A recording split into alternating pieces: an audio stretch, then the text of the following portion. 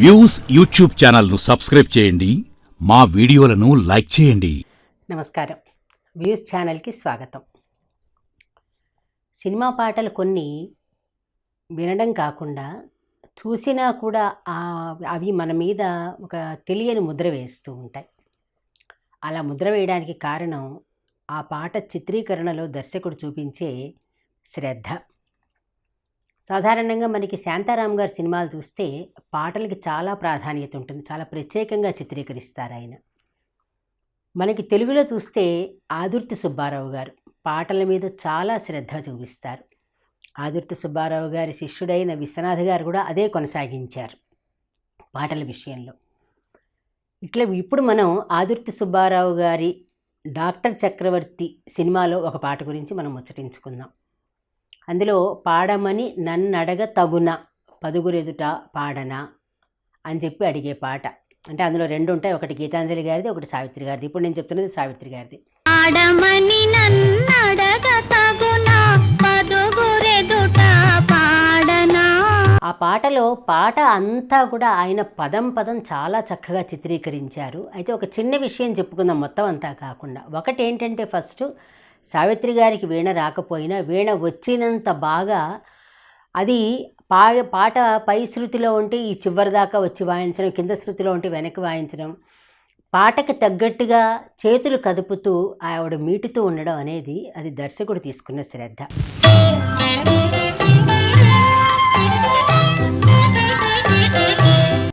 ఎందుకంటే చాలా సినిమాల్లో వీణ పాటలు ఉన్నాయి, వాళ్ళు అసలు వాయించకుండా అలా పట్టుకుంటారు, వెనకాల్చి శబ్దం వస్తూ ఉంటుంది.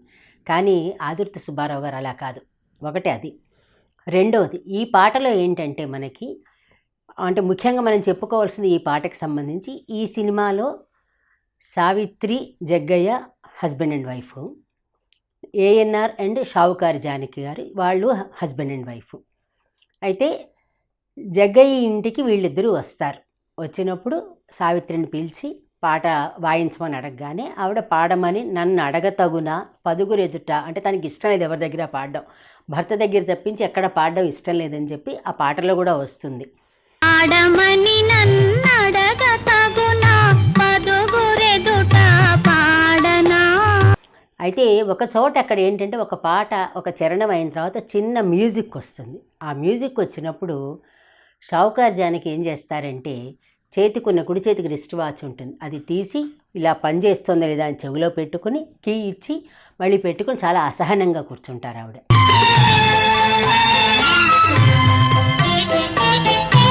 అంటే తనకి ఇష్టం లేదు అక్కడికి రావడం.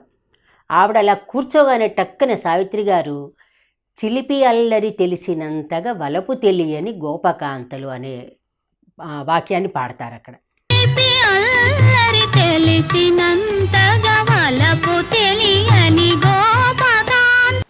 ఆ పాడేటప్పుడు అంటే ఒకటి ఆవిడ యాక్షన్కి తగ్గట్టుగా వెంటనే అంటే ఆయన శ్రద్ధ చూపించడానికి ఆవిడ ఈ పల్లవి వస్తుంది కాబట్టి మనకి, అంటే ఈ చరణంలో ఈ వాక్యం వస్తుంది కాబట్టి ముందుగా ఆవిడ చేత ఆ యాక్షన్ చేయించి తర్వాత ఈ పదం పాడించారు, ఈ వాక్యాన్ని పాడించారు.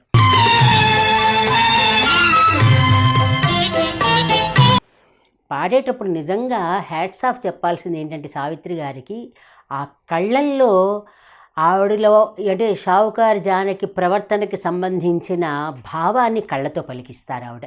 ఫ్రాక్షన్ ఆఫ్ సెకండ్లో వెళ్ళిపోతుంది.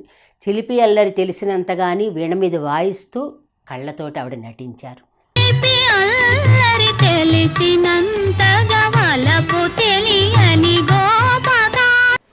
సేమ్ కళ్ళతోటే మళ్ళీ విశ్వనాథ్ గారు కూడా అలా చేశారు. అంటే ఆదుర్తి సుబ్బారావు గారు ఒక పాటని కేవలం పాటగా చిత్రీకరించకుండా పాటలోని భావాన్ని చిత్రీకరించి, ఎందుకంటే సినిమా అంటేనే దృశ్య కావ్యం. పాట వాళ్ళు ట్యూన్ చేసేటప్పుడు మనం శ్రవ్యంగా వినేటప్పుడు ఎంత భావం వినిపించాలో సంగీత దర్శకుడు ఎలా వినిపిస్తాడో, చూసేటప్పుడు కూడా అది ఒక సుందరమైన కావ్యంలాగా, అంటే ఆ పాటకి కావ్యస్థానం కల్పించేలాగా ఆదుర్తి సుబ్బారావు గారు చాలా శ్రద్ధ తీసుకున్నారనడానికి ఇది నిదర్శనం. ఒక్కసారి డాక్టర్ చక్రవర్తిలో ఈ పాట అందరూ చాలాసార్లు, ఇప్పటికి 100 సార్లు విన్నారు, అందరికీ నోటికి వచ్చు, చాలామంది అబ్జర్వ్ చేశారు కూడా. కొత్తగా అబ్జర్వ్ చెయ్యని వాళ్ళ కోసం ఇది ఒక్కసారి అక్కడ పెట్టుకుని ప్రతి పదాన్ని అబ్జర్వ్ చేయండి. పాటలా చూడకుండా ఆ పదానికి ఆయన ఎంత గౌరవ స్థానం ఇచ్చారో చూస్తూ ఈ ఒక్కచోట సరదాగా చూడండి, జానకి గారు, షావుకారు జానకి గారు ఎంత నిర్లక్ష్యంగా ప్రవర్తించారో అది చూసి సావిత్రి గారు ఎట్లాగ తన కళ్ళతో భావం పలికించారు అనేది ఒక్కసారి చూస్తే ఆ దర్శకులకి మనం 2 చేతులు జోడించి తప్పనిసరిగా నమస్కరిస్తాను.